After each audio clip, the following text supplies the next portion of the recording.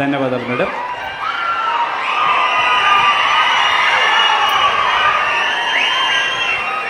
ప్రతి అడుగులో అభివృద్ధి, ప్రతి నిర్ణయంలో భవిష్యత్తు.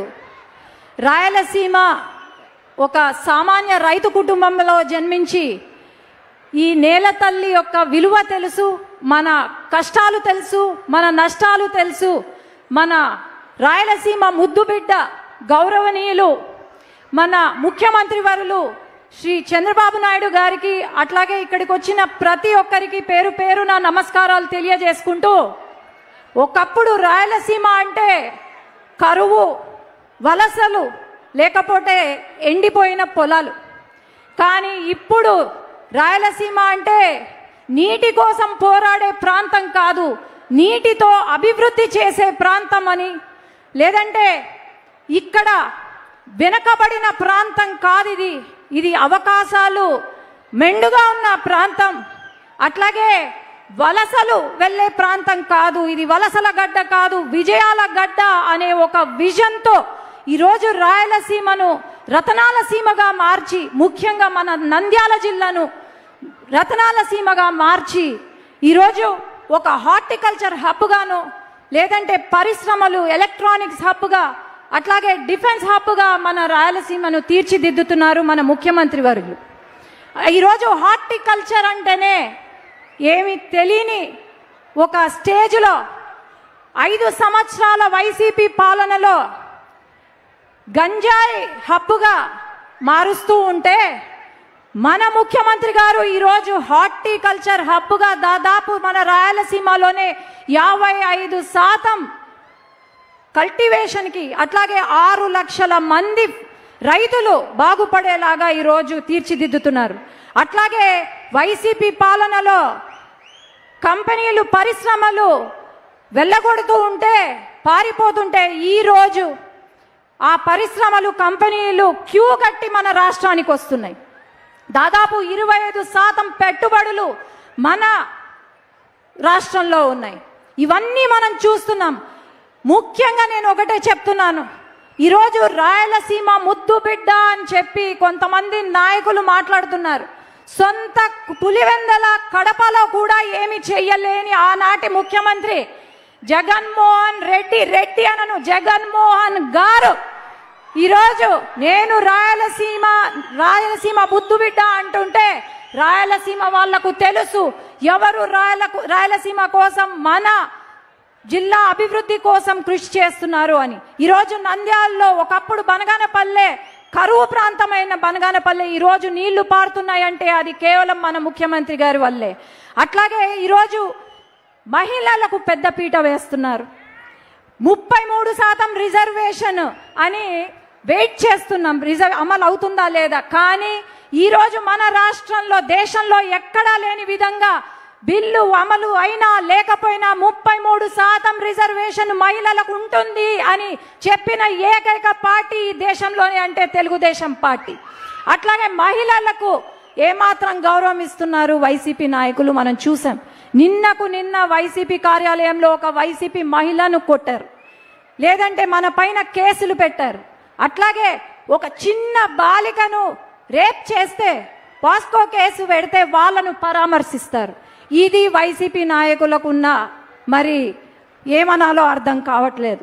ఈరోజు ఒకటే గుర్తు పెట్టుకోవాలా, రాయలసీమకు మేలు చేసిన వాడు ఖచ్చితంగా రాయలసీమ ప్రజలు గుండెల్లో పెట్టుకొని చూసుకుంటారు, అదే సిబిఎన్ గారు. అట్లాగే రాయలసీమకు అధికారం ఉన్నా లేకపోయినా మన ప్రాంతం కోసం పోరాడే నాయకుడిని గుండెల్లో పెట్టి చూసుకుంటారు మన రాయలసీమ వాళ్ళు. కానీ ఊరికే ఏదో వచ్చి నేను రాయలసీమ బిడ్డ అంటే ఎవరు ఒప్పుకోరు. ఖచ్చితంగా ఈసారి సార్ మేము మళ్ళీ ఇక్కడ జెండా ఎగరేసేలాగా ఇంకొకసారి వైసీపీ జెండా ఎగరకుండా మేమందరం పనిచేస్తామని తెలియజేసుకుంటూ నమస్కారాలు తెలియజేసుకుంటున్నా. జై తెలుగుదేశం, జై హింద్.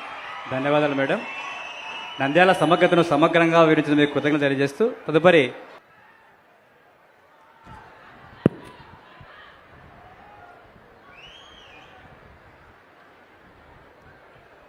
ఈరోజు గౌరవనీయులైన ముఖ్యమంత్రి గారి ముందు ఈ యొక్క సమగ్ర సర్వే మరియు పాస్బుక్ యొక్క ప్రాధాన్యతను వివరించే ఈ అవకాశాన్ని నాకు ఇచ్చినందుకు చాలా అదృష్టంగా భావిస్తున్నాను సార్.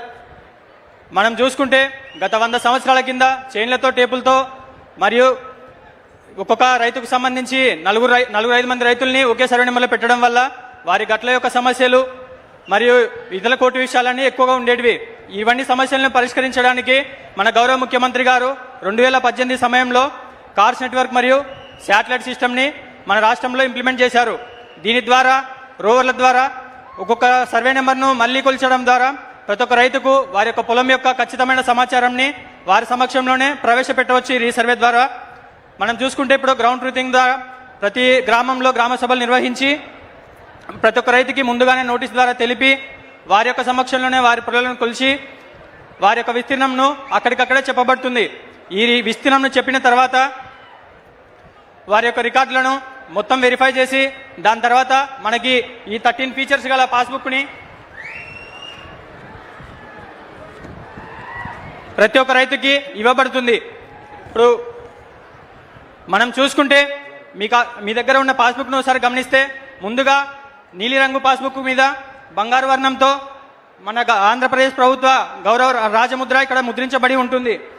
భూ యాజమాన్యపు హక్కుపత్రం మరియు పట్టదారు పాస్ పుస్తకం, ఆంధ్ర ప్రభుత్వం, రెవెన్యూ శాఖ, మీ భూమి మీ హక్కు, ఈ విధంగా బంగారు వర్ణంతో మన పట్టదారు పాస్బుక్ మీద ప్రతి ఒక్క బుక్ మీద ప్రింట్ అయి ఉంటుంది. తర్వాత ఈ యొక్క అట్టను గమనిస్తే మీరు ఈ యొక్క అట్ట 44 మిల్లీమీటర్ల థిక్నెస్తో ఇక్కడ ఉంటుంది. ఈ అట్టని ఎవరు చింపలేరు. తర్వాత వచ్చేసి ఎటువంటి కెమికల్స్కు ఇది రియాక్ట్ కాదు. తర్వాత వచ్చేసి ఈ యొక్క ప్రతి ఒక్క పేపరు ఈ బుక్లోకి సంబంధించి ఫైబర్ మెటీరియల్తో ప్రింట్ అయి ఉంటుంది. కావున ఈ ప్రతి ఒక్క పేపర్ని మనం చింపడానికి కూడా ఏదైనా కెమికల్స్ వేసి డ్యామేజ్ చేయడానికి కూడా కుదరదు. తర్వాత వచ్చేసి మీరు ఇక్కడ గమనిస్తే ప్రతి ఒక్క రైతు పేరు ఇక్కడ 2వ పేజీలో ఉంటుంది. 2వ పేజీలో రైట్ సైడ్ కార్నర్కి బంగారు వర్ణంతో సంబంధించిన మనకి రాజముద్ర కలిగి ఉంటుంది. ఈ రాజముద్రని మనం యూవీ లైట్లో స్కాన్ చేసినప్పటికీ ఇది వెలిగి మనకి ఇది ఒరిజినల్ బుక్ అని తెలుస్తుంది. తర్వాత వచ్చేసి ఈ బుక్లో సిల్వర్ మనకి 100 రూపాయల నోట్లు 500 రూపాయల నోట్ల మీద ఏ విధంగా అయితే సిల్వర్ లైన్ ఉంటుందో ఈ బుక్లో కూడా మనకి ఒరిజినల్ బుక్ అని తెలపడానికి సిల్వర్ లైన్ ఉంటుంది. ఈ బుక్ని ఏదైనా స్కాన్ చేసినప్పుడు కానీ లేకపోతే ఎవరైనా ట్యాంపర్ చేయాలని ప్రయత్నిస్తే ఇక్కడ వాయిడ్ అనే వాళ్ళకి సింబల్ పడుతుంది. దాని ద్వారా మనకి ఇది ఒరిజినల్ బుక్ డూప్లికేట్ బుక్ అని తెలుస్తుంది. తర్వాత వచ్చేసి తర్వాత పేజీలలో వారి యొక్క వివరాలు, సర్వే నెంబర్కి సంబంధించిన వివరాలు, విస్తీర్ణం సంబంధించిన వివరాలు ఉంటాయి. దాని కింద ఉన్న QR కోడ్ స్కాన్ చేస్తే ప్రతి ఒక్క రైతు యొక్క డీటెయిల్స్ వారి ఫోన్లోనే తెలుసుకోవడానికి వీలవుతుంది. నెక్స్ట్ పేజ్ మనం గమనిస్తే ప్రతి రైతుకు సంబంధించిన మ్యాప్ ఉంటుంది. ఈ మ్యాప్కు సంబంధించి ఒక్కొక్క రైతుకు ఒక్కొక్క LPM ఉంటుంది. ఈ LPMకు సంబంధించిన కోఆర్డినేట్లు, GPS కోఆర్డినేట్లు ఇక్కడే ప్రింట్ అయి ఉంటాయి. వారు ఆ ఫోన్లోనే వారి యొక్క కోఆర్డినేట్లు వారి ఫోన్లోనే చూసుకోవడం ద్వారా వారి పొలం ఎక్కడుంది, వాళ్ళ పొలం కరెక్ట్ ఉందో లేదో కూడా చెక్ చేసుకోవడానికి వీలవుతుంది. ఈ విధంగా 13 సెక్యూరిటీ ఫీచర్స్ గల ఈ బుక్ను ఈరోజు మన గౌరవ ముఖ్యమంత్రి గారు కాపలపల్లి మరియు అప్పలాపురం గ్రామంలో పంపించేయడానికి వచ్చినందుకు ధన్యవాదాలు సార్. తర్వాత ఈ సభాముఖంగా మీ అందరికీ మరియు గౌరవనీయులైన ముఖ్యమంత్రి గారికి తెలిపే విషయం ఏమంటే మనం జరిగిన ఈ రీసర్వేని పట్టాదారు పాస్బుక్ని పక్క రాష్ట్రాలైన మహారాష్ట్ర మరియు అస్సాం ప్రభుత్వాల నుంచి కూడా వాళ్ళ అధికారులు వచ్చి ఇక్కడ మన సిస్టమ్ అంతా అబ్జర్వ్ చేసి వాళ్ళ రాష్ట్రాల్లో కూడా ఈ విధంగా పెట్టడానికి మన సహకారం కోరి ఉన్నారు. ఈ విధంగా మన ముఖ్యమంత్రి గారి దూరదృష్టి మరియు దృఢ సంకల్పం ద్వారా మనకు ఈ దేశంలోనే రాష్ట్రాన్ని సపరేట్ ప్లేస్లో అత్యున్నత ప్లేస్లో నిలబెట్టడానికి మనం కూడా భాగస్వామ్యమైనందుకు చాలా గర్వపడుతున్నాము. Thank you sir. ధన్యవాదాలు మురళీకృష్ణ గారు. తదుపరి ఈ యొక్క పట్టాదారు పాస్బుక్ని మన విఆర్ఓ గారు వివరిస్తారు.